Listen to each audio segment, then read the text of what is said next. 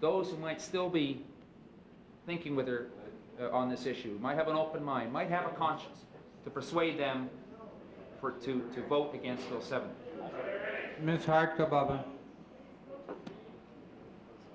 I would like members of government to talk to their constituents who would be affected by this and actually have to look in their eyes and tell them to their faces what you're doing to them. Right on. Because the pat on the arm about, we really wish we could do something and you're lucky to have a job, really doesn't go very far in the long term. It doesn't feed their kids.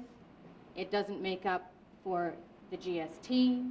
It doesn't make up for any of the increases. And after you look them all in the face and tell them that, think hard about what you're doing. Because are they just going to turn around and say, well, that was another nice one-liner from a politician who I don't trust anymore and who I don't believe anymore because politicians aren't working in the best interests of myself. And then they turn around and go and vote against you. And if that's the only thing that'll make you move is the fact that people are going to vote against you because you're cold enough to look at them in the eye and tell them what you're doing, then I would say you vote that way and you watch what happens later. Mr. Ashton. I thank you for the presentation, and I hope that this committee will give members of the government the opportunity to do that directly, look directly in the face, listen directly to people who are affected by this bill, and I can indicate that we certainly will be making sure they listen. They turn a deaf ear, that's one question, but as one... To reduce the public sector in Manitoba, and I think you made some references to that in page 2 of your speech, where you talked about the understaffing and eroding the benefits to the general public while blaming it on the unions themselves. It seems to me that one of the things the government is doing is using the power of the state. Order, please. Do you have a question, Ms. Friesen? Would you put your question, please, now, please? It's directly related to the presentation, and I'm asking for some reflections from the head of the Manitoba Federation of Labour on this. What I wanted to ask was that... Ms. Friesen, would you please put your question now, please?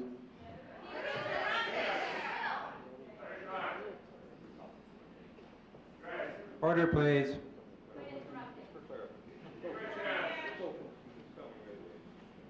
Ms. Friesen. Thank you, Mr. Chairman. I wanted to ask you about the role of this government in using the power of the state to tip the balance in favor of private interests and privatization. And I wanted your reflections as the head of the Manitoba Federation of Labour on those kinds of issues in Manitoba from a labour perspective. Do you see that longer-term role or purpose of government in this? Absolutely. Absolutely we do. Ms. Hart, Kulbaba. Sorry. I'm sorry, Mr. Chairman. Force of habit. Absolutely, we see this as an attempt to bring services to a level where everyone will say it's costing us too much, it's not making any money, it's employing too many people, it's a burden on the taxpayer, and therefore we must sell it off. We have from time to time wondered about that, for instance, at Heckle Island. We're worried about it in terms of what we see at MPIC. And you can talk about it in all sorts of places where rates increase, people are overworked. I mean, Child and Family Services is a perfect example of a place that was so overburdened and overworked, and then they use all the little complaints in the world to suggest that it's not doing a fine job and we should get a hold of it and fix it, so to speak. We're very concerned about that. We're concerned about it at the telephone system. We're concerned about it in lots of places.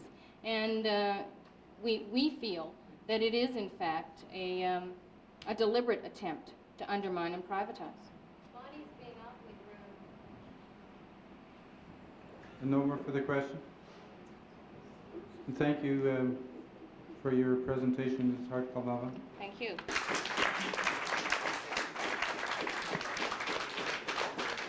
We call now Al McGregor or Gord Hannon, please. Association of Crown Attorneys. Mr. Al McGregor or Gord Hannon.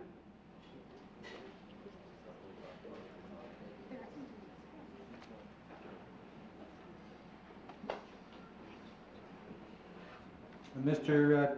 Peter Olfert, Manitoba Government Employees Association.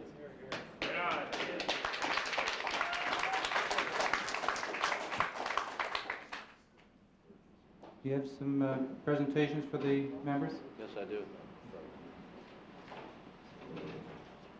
Nice tie, Peter. No, you didn't.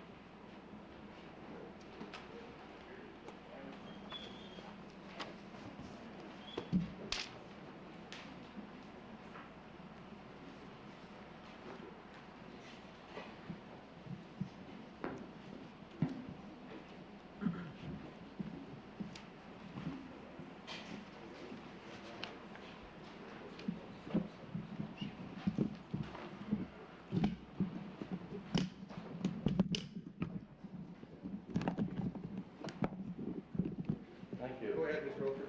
Thank you. Members of the Legislative Committee on Bill 70, I'd like to thank you for the opportunity to be here today to make this presentation.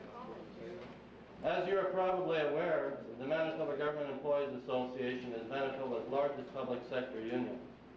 We represent our members do as varied as the services they provide. Nurses, firefighters, clerks, home care workers, claims adjusters, liquor workers, casino dealers, college instructors, correctional officers, social workers, natural resource officers. The list is nearly endless, representing about 225,000 years of service to the public in this province. Our members are the people who carry out government policies to the best of their abilities and often in very, very difficult circumstances.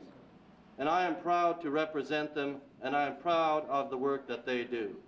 And it is time that this government honestly recognized the value of their services to the province. This lack of understanding and the government's reoccurring tendency to scapegoat and blame our members has been ongoing since 1988. But after the government gained a majority in last fall's election, there was a rapid escalation in the government's anti-labor actions. These actions are all the more remarkable when you note their similarity to the actions of the two most hated governments in the nation, the Mulroney government in Ottawa and the Devine government in Saskatchewan. The Mulroney government's attack on the public service through privatization, contracting out, mass firings, and wage freezes have an eerie ring to them when one examines the film and government's record. The same things are happening here. The other government most imitated is the Devine government in Saskatchewan. The new bill on college governance, decentralization, the Family Services Agency centralization, privatization, contracting out, employee bashing. All of these are actions taken first in Saskatchewan, and all have resulted in disaster. The Premier should think about the long-term implication of what he has begun here in Manitoba. If he wants to end up like Devine and Mulroney have, then he has certainly made a good beginning. For the record, I want to give several examples which illustrate the contempt that this government has shown for its employees and its insensitivity towards the lives of our members and their families. These events illustrate the unfair and unilateral actions being used against workers in the public sector. On November 1989, the Premier announced in Brandon that 621 positions would be decentralized to rural Manitoba. The MJ was informed of this at the same time as the announcement was being made in Brandon. A task force of senior ministers and senior bureaucrats decided that certain services would be moved to rural Manitoba. This secret report made recommendations to Cabinet, which were announced in the spring of 1990. During this process, there was no consultation with the workers who deliver the services. The rationale for the recommendations and the costs associated with these moves was never disclosed to the public. The employees were given a choice: move or lose your job. That was their option. There was no guaranteed redeployment or retraining for those who chose not to move or for those who couldn't, There was no compassion shown in this whole process, only the heavy hand of government action. The events of April 16, 1991, again served to illustrate the uncaring approach taken by the government in dealing with its employees. After months of rumors about mass layoffs and cuts in government programs, the MGA was called into a meeting with the minister responsible for the civil service in the afternoon of April the 16th. And while the bells calling members into the legislature were ringing, he handed us a piece of paper outlining the departments and the numbers of employees to be laid off effective immediately. Employees were escorted to and from meetings with deputy ministers who fired them and gave them 10 minutes to clear out their personal belongings. Is that any way to treat employees after years and years of dedicated service to the public in this province? No way, it's terrible. Again, an example of an uncaring employer in a democratic society. These are only a few examples of how this employer has chosen to deal with its employees. And now we have Bill 70. Bill 70 is only the latest in a series of events which demonstrates the bias of this government against its employees. Not too long ago, I agreed to meet privately with Mr. Filman off the record at his request. You can imagine my disgust when his minister, Clayton Mannis, spoke in the legislature about this private meeting, especially when his characterization of what occurred in this meeting was highly inaccurate. Last fall, it became evident that bargaining was going nowhere. In fact, to dignify what happened at those meetings as bargaining would be gross exaggeration. The government refused to deal with one substantive issue during the long months and months of meetings. No wage package was presented until January, when a 0 and 2% offer was presented to us an hour before Mr. Mannis held his press conference, publicly announcing the government's offer to its employees. This bad faith has been evident in other ways as well. On October last, Mr. Filman stated in the legislature, and I quote, "The fact of the matter is there is no club and there never will be from this government. We will act in good faith at all times in the open, free collective bargaining process with all of the employees with whom we have to negotiate." So much for that integrity, so much for honesty. The other disturbing aspect of Bill 70 is that it is merely a single expression of this government's contempt for the people it claims to represent. No consultation, no dialogue, no debate. This is the new order of the day. Bill 49, the Act on College Governance, the re-centralization of family services, cuts to our parks and road systems, major cuts to community colleges, hundreds of instructors laid off, cuts in their funding. All of these things have been done without even the most minimal recognition that we live in a democracy. Apparently, Mr. Filman, Mr. Mannis, and all of the rest know better. It seems to me that the true measure of a democracy in sound working order presupposes a degree of tolerance, an awareness or a spirit which is not too sure it is right. This government has failed that measure completely. What specifically has Bill 70 done to our members? It has destroyed collective bargaining as a start. With the stroke of a pen, this government will be able to outlaw collective bargaining.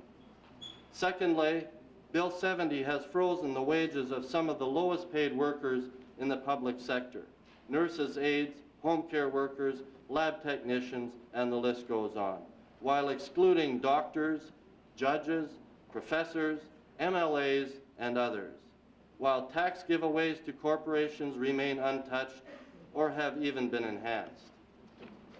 Third, Bill 70 is a piece of legislation which has taken away important civil rights, hard-won civil rights, under false pretense. The people who deliver the services in Manitoba are not the cause of the deficit. In fact, salaries for our members make up a smaller percentage of the government expenditures than in previous years. Bashing government employees may sell among some groups, but it is not supportable by any reasonably applied standard of fairness. And Manitobans have a deeply ingrained history of fairness. The politicians who ignore this do this at their own peril. The final measure of legislation is the degree to which it affirms some degree of social consensus while paying strict attention to the protection of the rights of all of those affected. This legislation fails this final test as well. There was no bargaining, there was no consultation, there was no honesty. This legislation is a complete denial of what a democracy is supposed to be. This bill cannot be improved or amended in any way that would make it more palatable. It must be defeated. I urge all of you on the committee to work together to defeat this bill. The contempt for Manitobans, which Bill 70 embodies, is a dangerous precedent. Whose rights are going to be taken away next? So please, defeat this bill. Finally, I want to give this government fair warning. We at the MG have tried everything in our power to negotiate, to bargain, to be reasonable, but this legislation is the end of the line. If this bill is passed, the MGA will use all of its resources towards the goal of taking on this government on every issue, because we believe this government has abandoned its responsibilities to Manitobans and its employees. Bill 70 is the death of public sector bargaining in this province. Bill 70 has also destroyed labor relations in this province for many years to come. Bill 70 is nothing but an exercise in public relations. The proposed wage freeze will not lead to economic renewal in this province, no more than the federal government's 6 and 5 program brought down inflation. Changing the rules in the middle of the game in 1991 is unacceptable. I would urge the committee to ask the government to come to its senses and respect the Premier's previously stated commitment to free collective bargaining. Thank you very much.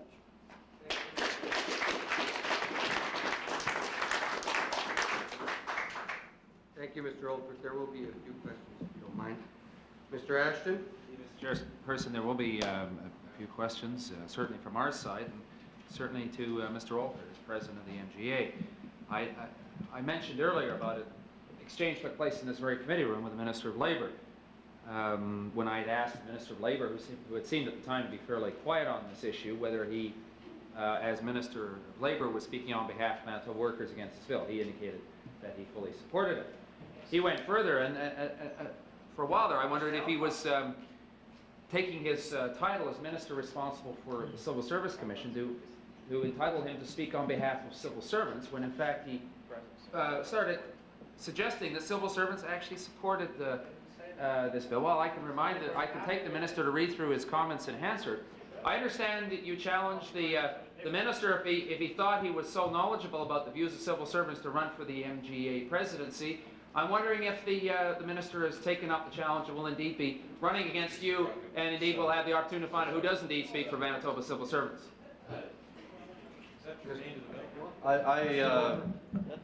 Just on the challenge, I did challenge the minister, who had not raised or spoken on the issue from June the 3rd until June the 12th. Was the first time that the minister responsible spoke on this issue publicly, and I challenged him to a debate on CGOB, which he refused to respond to. Mr. Ashton? Indeed, well, the Minister of Finance says it's his bill. I Order, think please. the Minister of Labour would speak Order, about please. a bill of this Order, nature. please. I'd ask the members to please not debate at this time. We are asking questions of Mr. Olfert. Mr. Ashton? Mr. Chairperson, and if the Minister of Finance would allow me to continue, I would like to ask the President of the MGA, one of the concerns that has been expressed by the government, or not concerns, they've often suggested that there's somehow not that much opposition. The phone calls they dismiss, the protests they dismiss. I'm sure at some time they will try and dismiss 500-odd presenters. I've heard reference to the fact, and I've talked to civil servants who've indicated that they too would like to express their views on this, but they're afraid. 968 civil service positions have just been eliminated. There's talk of further layoffs and cutbacks in positions.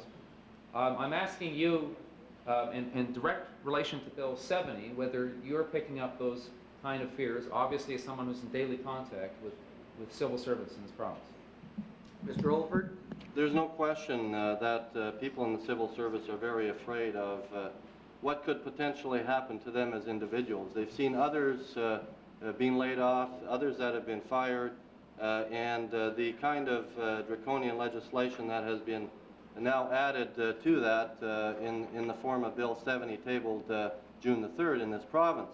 I can tell you that not only are our members afraid to appear here, but many of our members did not come out to the rally for fear of being seen by various senior people in the government.